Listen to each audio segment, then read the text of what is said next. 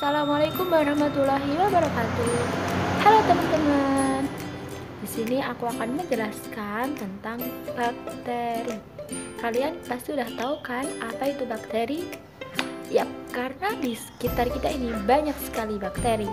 Dimanapun kita berada, pasti ada bakteri.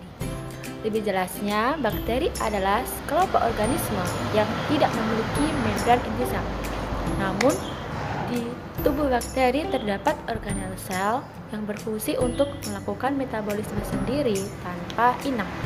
Jadi, bakteri itu bisa hidup sendiri tanpa inang, teman-teman. Berbeda dengan virus. Kalau virus kan harus membutuhkan inang untuk tumbuh dan hidup. Kalau bakteri tidak. Kali ini aku akan menjelaskan bakteri, mengenai struktur bakteri, bentuk-bentuk bakteri, reproduksi bakteri, dan contoh-contoh bakteri. Kita bahas satu persatu ya teman-teman. Yang pertama ada struktur bakteri. Struktur bakteri dibedakan menjadi dua, yaitu struktur umum dan struktur tambahan. Struktur umum adalah struktur yang dimiliki oleh semua bakteri. Contohnya sitoplasma, ribosom, DNA, membran plasma, dan dinding sel. Dan struktur tambahan adalah struktur yang dimiliki oleh bakteri tertentu saja, misalnya kapsul, flagella, pili, atau fimbria. Kita bahas satu persatu fungsinya ya teman-teman. Yang pertama ada dinding sel. Dinding sel tersusun atas peptidoglikan atau gabungan protein dan polisakarida, berfungsi sebagai pelindung dan pemberi bentuk bakteri. Yang kedua ada membran plasma. Membran plasma bersifat selektif permeable, terdiri dari fosfolipid dan protein, berfungsi sebagai tempat pembentukan mesosom. Yang ketiga ada sitoplasma. Sitoplasma berfungsi sebagai tempat terjadinya reaksi-reaksi kimia sel. Yang keempat ada ribosom.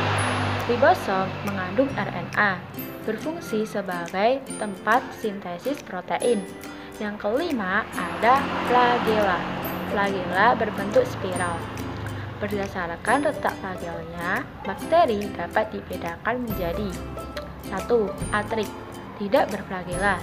2. Monotrik, mempunyai satu flagella di salah satu ujungnya. 3. Protrofik, mempunyai sekumpulan flagella di salah satu ujungnya. Yang keempat, auditrik, mempunyai flagella di kedua ujungnya. Dan yang kelima, yang terakhir yaitu peritrik. Flagellanya terdapat di seluruh permukaan selnya. Kemudian dari fungsi bakteri yang keenam, struktur bakteri yang keenam ada pili dan fimbria.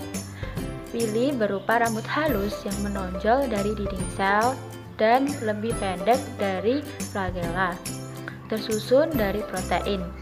Fungsi pili alat pelekatan saat bakteri melakukan konjugasi.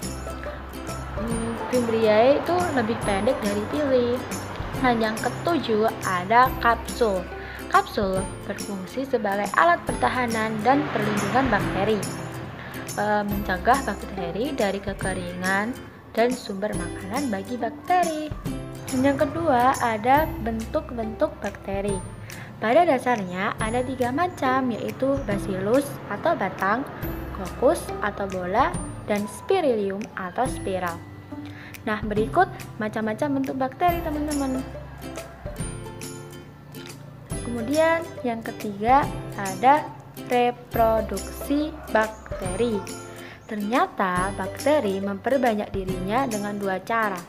Yang pertama ada reproduksi seksual. Yang kedua reproduksi aseksual. Kita bahas satu persatu ya teman-teman. Oke, mulai dari yang pertama yaitu reproduksi seksual. Reproduksi seksual terjadi melalui perpindahan materi genetik berupa DNA yang dikenal dengan rekomendasi genetik.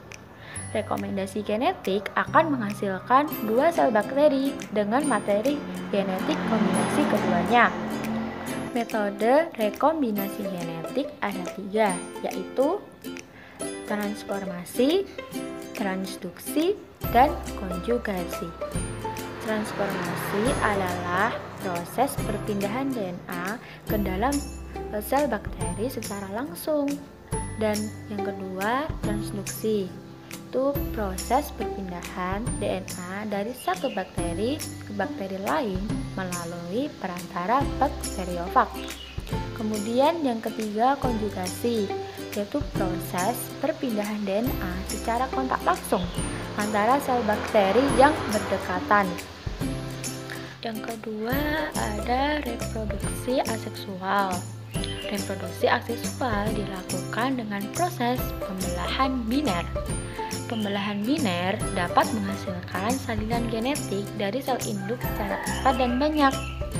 Nah, pembelahan biner ini dimulai dari pemanjangan sel dan replikasi DNA pada sel induk. Kemudian, dinding sel dan membran plasma mulai membelah. Kemudian, septum terbentuk dan DNA terpisah. Dan akhirnya, sel terpisah menjadi dua. Contoh-contoh bakteri.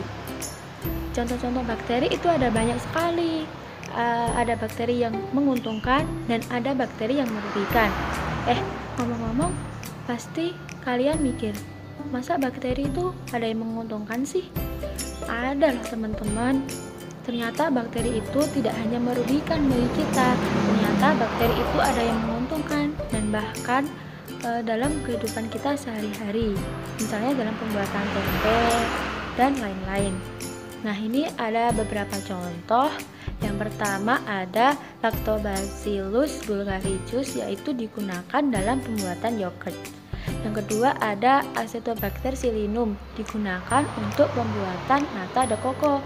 Dan yang ketiga ada Acetobacter aceti untuk pembuatan asam asetat, dan masih banyak lagi. Dan bakteri yang merugikan itu tentunya banyak juga ya, karena selama ini kita mikir kalau bakteri itu merugikan. Nah, bakteri yang merugikan itu ada Bacillus anthracis, penyebab penyakit antraks. Kemudian ada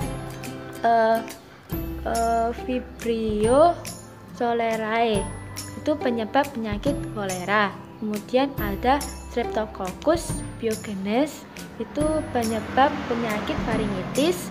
Kemudian ada Streptococcus pneumoniae, penyebab penyakit paru-paru, dan tentunya masih banyak lagi. Oke teman-teman, jadi itu tadi penjelasan bakteri yang dapat saya sampaikan, yang meliputi dari struktur bakteri, bentuk-bentuk bakteri, reproduksi bakteri, dan contoh-contoh bakteri. Semoga video ini bermanfaat bagi kalian semua, dan saya mohon maaf apabila ada kesalahan dalam pengucapan kata.